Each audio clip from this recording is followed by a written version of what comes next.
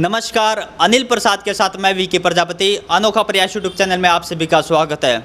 आज हम बात करेंगे सिर्फ सेवा की, और सेवा किस प्रकार की, मानव सेवा या पानी सेवा, हर तरीके की सेवा। क्योंकि संस्थाओं की बात करें तो रोहतक शहर संस्थाओं का हब बन चुका है। आज हमारे साथ एक ऐसे व्यक्ति मौजूद है जिनका नाम है गोविंद राम सिंघल जी। बहुत कम से कम 40-42 साल से सेवा के क्षेत्र में अपना नाम कमा रहे हैं और काफ़ी संस्थाओं के साथ उनका जुड़ाव है। मार्गदर्शन देते हैं, अलग अलग संस्थाओं में जाकर मोटिवेट करते हैं, स्कूलों में जाकर। चाहे किसी भी संस्था की बात करें, किसी व्यक्ति की बात करें या किसी लाचार व्यक्ति की बात करें, बढ़ चढ़कर अपना योगदान देते हैं। बात कर रहे हैं गोविंद राम सिंघल जी की। सबसे पहले सर, हमारे अनोखा प्रयास यूट्यूब चैनल पर आपका स्वागत है। मैं गोविंद राम सिंघल, ऑर्गेनाइज़र मानव सेवा संघ रोहतक शाखा और केंद्रीय कार्यालय इसका वृंदावन जी। इनके जो संस्थापक हैं उनका नाम था स्वामी सन्नानंद जी महाराज। जब वो छोटी उम्र के थे, जब वो चौथी क्लास में पढ़ते थे, तो भगवान ने उनकी दोनों आंखें ले ली और वो ज़्यादा पढ़ भी नहीं सके। तो उन्होंने आगे चलकर जो है इतने बड़े बड़े काम किए, मैं आपको बता नहीं सकता कि हमारे देश के जो बड़े से बड़े संत हुए हैं वो भी उनको आज यानी देश विदेश में जाकर मार्गदर्शन करते हैं। देश के बड़े से बड़े वीआईपी भी उनसे जुड़े, उनका मार्गदर्शन भी लिया। तो आज पूरे देश में उसकी 55-60 ब्रांचेज हैं। तो मैं ये कहना चाहूँगा, उनकी आध्यात्मिक शिक्षा से हम इतने प्रभावित हुए। 1979 से हमने पानी की सेवा रेलवे रोड से चालू की थी।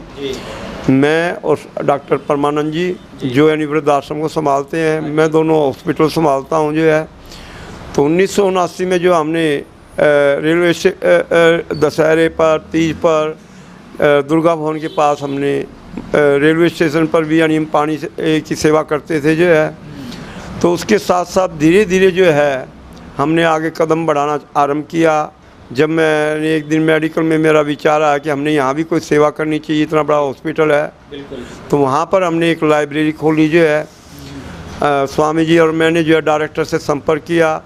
वहाँ हम लोगों को जो है व्हील चेयर, स्ट्रेचर पर जो है मरीजों को यानी वार्ड में छोड़ते थे, लोगों को यानी मार्गदर्शन करते थे कौन सा वार्ड कहाँ पर है जो है। 1983 में हमने मानव सेवा संघ गोहाना ब्रांच से आरंभ किया था। तो वहाँ पे हमने जल सेवा की लाइब्रेरी खोली। डॉक्टर परमानंद जी है, दोनों ने मिलकर जो है वहाँ पर प्रयास किया। तो वहाँ पे भी एक बहुत बड़ा ब्रांच का रूप ले लिया गया। वहाँ पे अनेक वाटर कूलर आज भी यानी लगे हुए हैं और लाइब्रेरी अब भी चल रही है वहाँ गोहाना के अंदर। उसके बाद 1987 में हमने वृंदावन से परमिशन लेकर जो है रोहतक के अंदर नहीं डॉक्टर परमानंद जी मैंने मिलकर जो है शाखा खोली मानव सेवा संघ के नाम से जो है। और यहाँ पर एक डिस्पेंसरी से हमने काम आरंभ किया। उसके बाद हमने मेडिकल में 1985 में हम मेडिकल में जाना आरंभ किया। मैंने जो है वहाँ पर जो है जब मैंने देखा कि कोई भी लाइब्रेरी नहीं है, लोग 20-20 घंटे मरीज़ के पास रहते हैं, टाइम पास करने के लिए उनके पास नहीं है। तो आध्यात्मिक किताबें मैं वितरण करता था वहाँ मरीजों को जो है। फिर कुछ यानी फ्रूट हम देकर आते थे वहाँ पर मरीजों को जो है। जब मैंने देखा वहाँ पर व्हील चेयर स्ट्रेचर की बहुत ज़्यादा आवश्यकता है, तो मैंने एक दिल्ली से तो यानी व्हील चेयर ली और रोहतक एक यानी स्ट्रेचर बनवाया। जब मैंने देखा भी वहाँ बहुत ज़्यादा ज़रूरत है, आज मेडिकल के अंदर संस्थाएं जो है 600 व्हील चेयर स्ट्रेचर वहाँ पर संस्थाओं की है, जन सेवा संस्थान और हरिओम सेवा दल की जो है। तो उसने यानी एक छोटी सी सेवा ने वहाँ पर कितना बड़ा रूप लिया। उसके अलावा जब मैं गेट पर खड़ा होता था, लोगों को बताता था ये वार्ड यहाँ पर है, ब्लड कैंप यहाँ पर है, एक्सरे रूम यहाँ पर होता है। तो एक दिन की घटना है कि वहाँ एक मरीज जो है गेट पर पड़ा हुआ था। मैं उसको एक मंदिर में छोड़कर आया। मंदिर वालों ने उसको ले जाने के लिए मेरे को फोर्स करा, मेरे को ले जाना पड़ा। मेरे अंदर बड़ी टीस हुई कि ऐसे अनाथ आदमियों के लिए कोई ना कोई वृद्धाश्रम खुलना चाहिए। डॉक्टर परमान जी से मैंने बातचीत की। तो स्टार्टिंग के अंदर डॉक्टर परमान जी की कोठी पर हमने इसकी व्यवस्था की, अनाथ व्यक्तियों को रखने की जो है। स्वामी जी वहाँ पर उनको नहलाता धुलाना, खाना खिलाना सब अपने पैसे से करते थे जो है। तो हमने उसी दिन ये निर्णय लिया, ज़िंदगी के अंदर जो भी हम पैसा कमाएंगे वो हम समाज के लिए समर्पित करेंगे, जो पैसा भी और समय भी जो है। तो मैं आपको ये बताना चाहूँगा कि वहाँ फिर हमने पक्का प्रोग्राम बनाया कि वृद्धाश्रम खोला जाए जो है। वृद्धाश्रम खोला गया। हम अपने मेरे रिश्तेदार सूरत और बम्बई रहते थे, हम उनके पास गए। उन्होंने कहा जी आप ऐसा ऐसा करें, तो आज उनके नाम से हर साल लाखों रुपया वहाँ पर आ रहा है। उनके नाम से लाला ज्योति स्वरूप के वृद्धाश्रम खुला, अनाथ आश्रम खुला, साकार गुप्ता के नाम से स्कूल उन्होंने खुलवाया जो है। उनका विशेष सहयोग हमारे को वहाँ से मिलता रहा।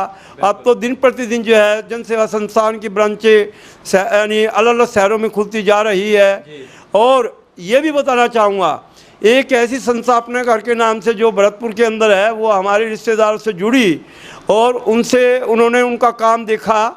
तो मैं आपको बताना चाहूँगा कि आज वो संस्था जो है पूरे देश के अंदर 50-60 यानी ब्रांचें खोल चुकी है जो है। पूरे देश का कोई भी अनाथ आदमी वहाँ पर जा सकता है, हरियाणा के अंदर आ सकता है, उसको वीआईपी ट्रीटमेंट मिलेगा, रहने की पूरी यानी वीआईपी यानी व्यवस्था उसकी होगी जो है। 1995 के अंदर आपने देखा बाढ़ आई, तो हमने जो है 40 दिन लगातार, पता नहीं कितने दिन लगातार इतना सामान हमारे पास आया, भंडारे लगाना रेलवे स्टेशन के ऊपर, पानी की सेवा करना, सफाई की व्यवस्था संभालना। रोहतक के अंदर यातायात सेवा, ट्रैफिक सेवा हमने यानी 10 साल मैंने लगातार की। यहाँ पर काठमंडी के अंदर आपने देखा होगा 2-2 घंटे के जाम लगते थे यहाँ पर जो है, 2-2 किलोमीटर की लाइनें लगती थी जो है। कोई बाईपास नहीं थे जो है, जहाँ पर यानी एक बहुत बड़ा यानी अब ब्रिज बन चुका है। तो ये भी एक हमारे रहते ये सेवा आदान प्रदान हुआ। फिर 1907 के अंदर जो है हमारे को मौका मिला ब्लड सेवा करने का, ब्लड कैंप लगाने का जो है। हम 3-4 अनूप जी ने, मंजूर पालीवाल के साथ मिलकर जो है हमने ये सेवा आरंभ की जो है। तो राजेश जैन, नवीन जैन जैसे उद्योगपति हमारे साथ जुड़े, उन्होंने हमारे को इतना सहयोग दिया।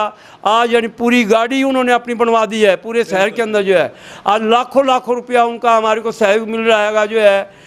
इसके अलावा मैं ये बताना चाहूँगा जो है, जो ये इतना व्यापक रूप लिया, इसके पीछे एक और कारण हमारा क्या बना कि मेरे मन में ये भावना पैदा हुई, क्यों न सारे शहर की संस्थाओं को जोड़ा जाए जो है। मैंने सैनी धर्मशाला के अंदर 2001 में एक मीटिंग की जो है। वहाँ पर बड़े बड़े अखबारों में पूरे इंडिया के अंदर जो अखबार जाते हैं उनमें यानी वो बातें छपी। तो हमने सारी संस्थाओं जोड़ने का ये फ़ायदा हुआ। आज यानी कोई संस्था तो 4-4 हज़ार यानी जो बच्चे पढ़ना नहीं चाहते हैं, झुंगी झोपड़े वाले बच्चों को, एक MTFC संस्था वो पढ़ाती है बच्चों को जो है। वो एक बहुत बड़ा रूप ले चुकी है। एक धनपति ट्रस्ट है जो कि यानी 250 बच्चों को यानी 17-18 साल से फ्री पढ़ा रही है। अब वो अकादमी खोलने जा रही है, जो हम उनके संपर्क में आए, वो हमारे संपर्क में आए जो है। और अनेक संस्थाएं हमारे साथ जुड़ी, जो आज बहुत बड़े यानी आज यानी रामलीला करती है दिल्ली के तर्ज पर जो है, दशहरे पर जो है, आज बहुत बड़ा व्यापक रूप ले चुकी हैं। तो सर मैं आपकी थोड़ी सी बात रोक के ये पूछना चाहूँगा, जैसे आज संस्थाओं की बात करें तो संस्थाओं के नाम पर रोहतक शहर पूरा हब बन चुका है।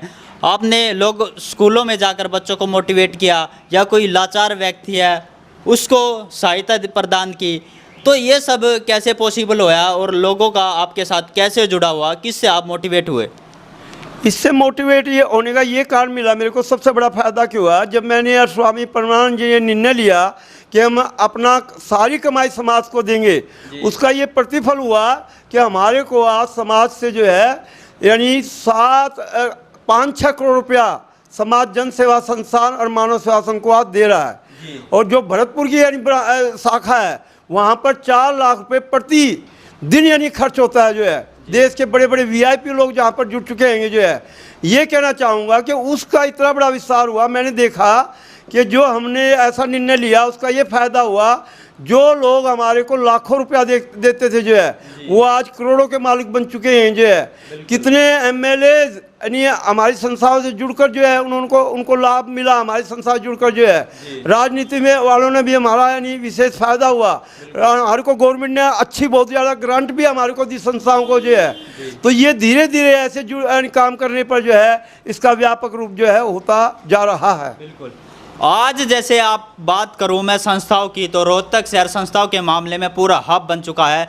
बिल्कुल धरातल पे रहकर काफ़ी संस्थाएं काम कर रही है, अलग अलग क्षेत्र में अलग अलग अपना काम कर रही है। और जितने संस्थाओं के व्यक्ति एक दूसरे की संस्थाओं में जाते हैं और सहयोग करते हैं। लेकिन सर मैं आपसे ये पूछना चाहूँगा, बात ये निकल के आ रही है, जिस संस्था का व्यक्ति स्टार्टिंग में सहयोग देता है, उनकी सपोर्ट करता है, मार्गदर्शन देता है, वो संस्था उस व्यक्ति को भूल जाती है और उस व्यक्ति को बढ़ावा देती है जिसके पास अच्छे अरबों खरबों करोड़पति होते हैं, जिनके जो व्यक्ति पैसे वाले होते हैं।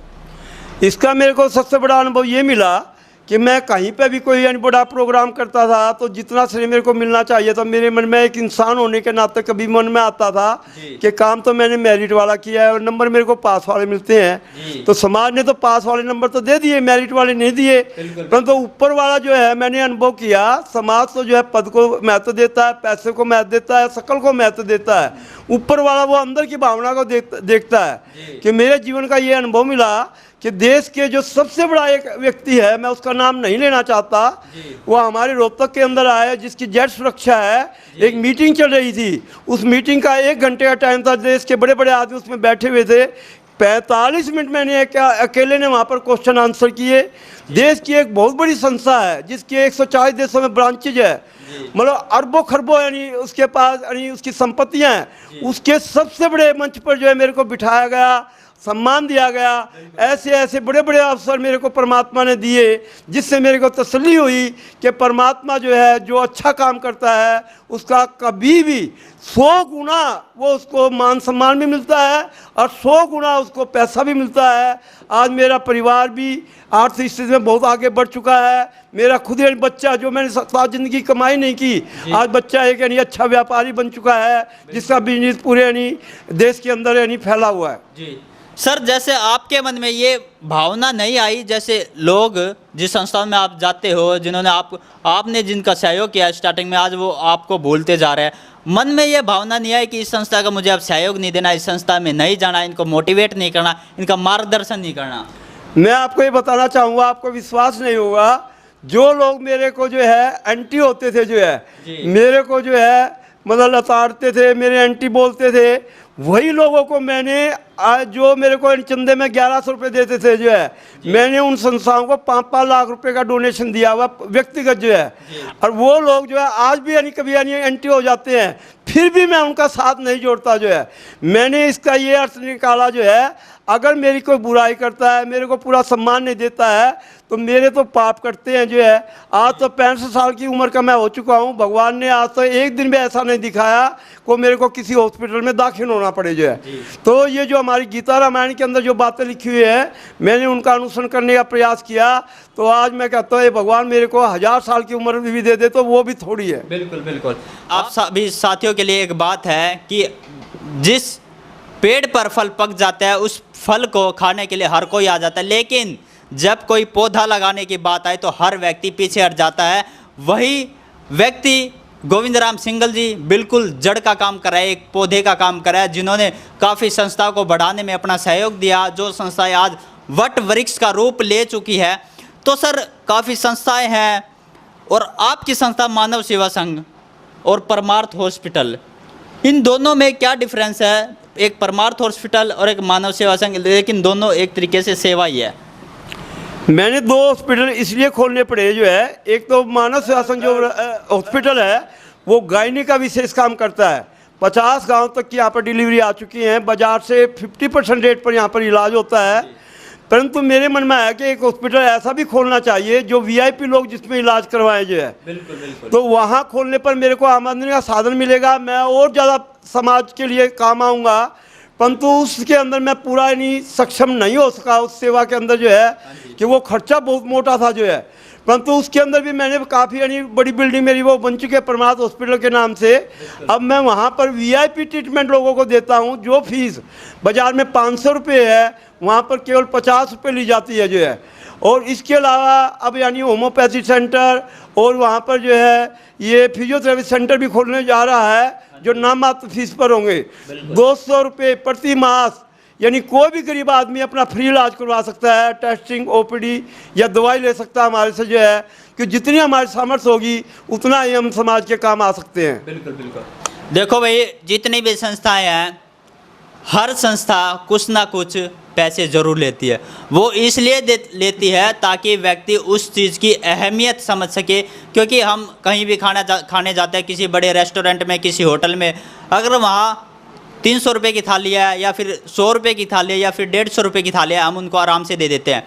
लेकिन अब जो व्यक्ति सेवा भाव से जुड़ा हुआ है, सेवा के लिए कार्य कर रहा है, आपकी सेवा कर रहा है, खाने की सेवा कर रहा है, तो उसकी कीमत इसलिए रखी जाती है ताकि आप उस चीज़ की अहमियत समझ सको। फ्री का खाना ना खा सको, तो आपके मन में ये रहेगा कि मैंने पैसे दिया और खाना खाया। जी सर। इसलिए हमारे को ये, जैसे अभी आपको मैं बता रहा था, थोड़ा बहुत रेट इसलिए रखना पड़ता है ताकि उसका मिसयूज ना हो जाए, और उस समाज से थोड़ी सी आमदनी हो जाती है तो वो पैसा भी समाज में लगता है। मैं तो ये कहता हूँ, अगर एक भिखारी 4 रोटी अगर किसी घर से मांग कर लाता है, कहीं से मांग लाता है, उसको भी 1 रोटी जो है कुत्तों को डालनी चाहिए जो है। मैं हर जगह समाज को ये कहता हूँ जो है कि आज यानी इतने जन्मदिन मनाए जाते हैं, एनिवर्सरियाँ मनाई जाती हैं, क्यों ना ये सब चीज़ें जो है हमें इन संस्था में जाकर मनाएं ताकि समाज को सहयोग मिले, और भगवान आपको दुआएं इतनी देगा, पता नहीं कौन सी बला आपके जीवन में आनी है और वो आपकी टल सकती है, ऐसा मेरा विश्वास है। जैसे सर देखो, दान दे सके लेकिन कोई डायरेक्ट दान ना दे सके, कोई अपना जन्मदिन या फिर अपनी एनिवर्सरी मनाकर किसी संस्थान में वैसे भी आर्थिक सहायता दे सकता है। हाँ, कोई भी कि मेरी संस्था में, किसी भी संस्था में ऐसे कर सकता है, और ऐसा हो रहा है। राजेश जैन जी जो है पहले ऐसा करते थे, मेरी एनिवर्सरी में बहुत मोटा खर्चा करते थे, उन्होंने ऐसा प्रभाव उनके जीवन में आया, वो जो भी जन्मदिन मनाते हैं, एनिवर्सरी मनाते हैं, संस्थाओं में मनाते हैं, कितने बड़े देश के उद्योगपति हैं। तो ये प्रेरणा जो है हर आदमी के जीवन में आनी चाहिए, जो हमारे देश के अंदर जो है गरीब वर्ग जो है वो भी अच्छे स्थान पर जा सके, उनका भी भला हो सके, उनकी आर्थिक स्थिति को हम सुधार सके, उनके बच्चों को फ्री शिक्षा दे सके, उनको हम स्वास्थ्य की यानी सेवा अच्छे ढंग से दे सके। ये मेरी भावना हर समय बनी रहती है। बिल्कुल। बात करें या हरियाणा की या पूरे भारत की, बड़े बड़े करोड़ों अरबों रुपए खर्च करने वाली संस्थाएं बहुत मिल जाएगी, लेकिन धरातल पर रहने वाली संस्था सिर्फ रोहतक शहर में, और संस्थाओं के नाम पर रोहतक शहर पूरा हब बन चुका है। तो सर, आप अपने आप को किस लेवल पर देखना चाहते हो कि जो आपका 42 साल का सेवा का क्या एक्सपीरियंस रहा? मेरा एक्सपीरियंस ये रहा है कि मेरी भावना थी जो है कि पूरे देश के अंदर ये जो हम सेवा रोहतक शहर में कर रहे हैं, अनाथों का जैसे करना, बच्चों को शिक्षा देना, झुंगी झोपड़ी वाले बच्चों को पढ़ाना जो है रोहतक शहर में संस्थाएं कर रही हैं, हॉस्पिटल शिक्षा देना जो है, ये ज़्यादा देश के जो और संस्थाएं काम कर रही हैं वो हमारे रोहतक शहर में आकर विजिट करें और देखें यहाँ पर कैसा काम हो रहा है। तो इन सब सेवाओं की जो है देश के हर ज़िले में खोलने की बहुत ज़्यादा आवश्यकता है, ताकि हमारा देश और देशों की तरह ज़्यादा खुशहाल बने। हर व्यक्ति यानी कोई भी इसमें अनपढ़ ना रहे, देश के अंदर कोई भी यानी गरीब ना रहे, देश हमारा दिन दुगनी रात चौगुनी यानी तरक्की करे। ये तभी संभव होगा जब हम सभी, चाहे वो राजनीतिक लोग हैं, चाहे हम यानी समाज सेवा के लोग हैं, चाहे जनता जनार्दन है, मिलजुल कर काम करेंगे तो स्वाभाविक रूप से देश की तरक्की भी स्वाभाविक रूप से होगी। बिल्कुल। सर, अंत में अनोखा प्रयास यूट्यूब चैनल की टीम को क्या कहना चाहोगे?